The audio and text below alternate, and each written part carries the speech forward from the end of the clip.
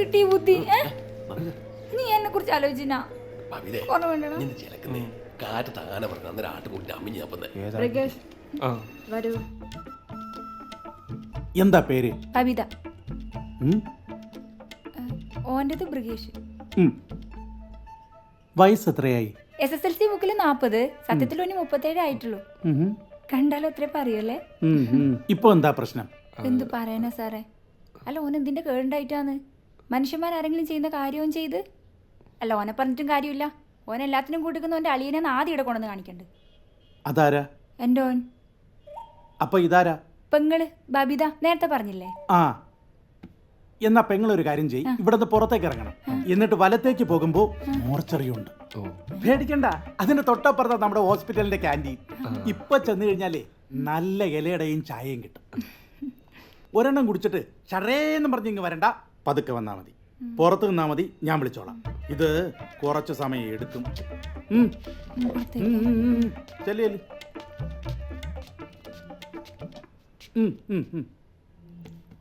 പറ മോനെ ബ്രിഗേഷേ, എന്താ നിന്റെ പ്രശ്നം? അവന് സാറേ നാട്ടുകാരാണ് പ്രശ്നം. ഒരാലോചന പോലും സമ്മതിക്കൂല. ഡിവോഴ്സ് ആയത്, 3 തവണ കിട്ടിയത്, 2 കുട്ടികളുള്ളത്, വിധവകള് ഒക്കെ കണ്ടു നോക്കി.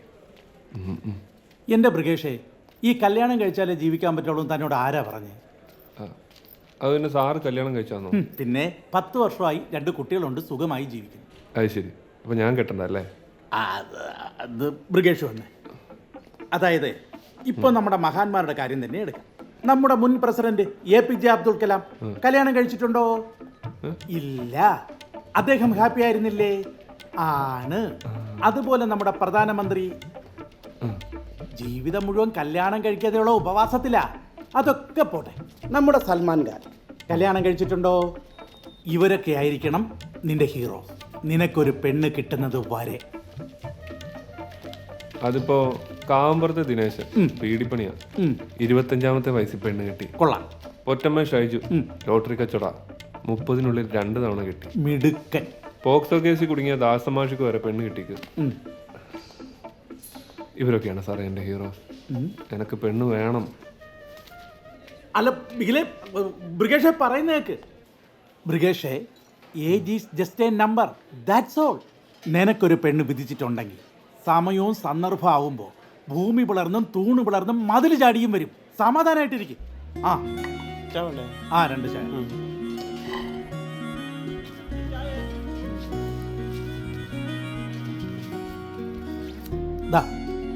കഴിക്കും. ഇത് കഴിക്കും. ഇതിന്റെ ബാക്കി കഴിക്കാൻ എവിടെയോ ഒരു പെണ്ണ് നിന്നെയും കാത്തിരിപ്പുണ്ട്. കഴിക്കും. കഴിച്ചോ?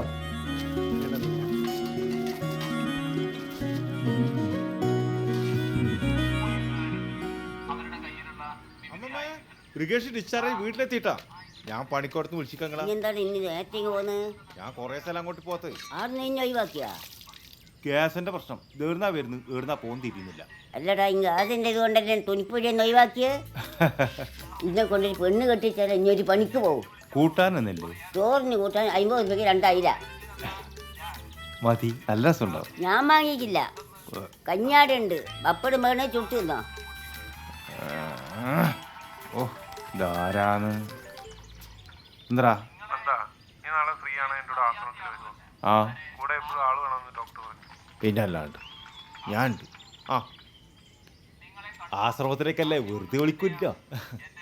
താഴമ്പൂ മണമുള്ള തണുപ്പുള്ള രാത്രി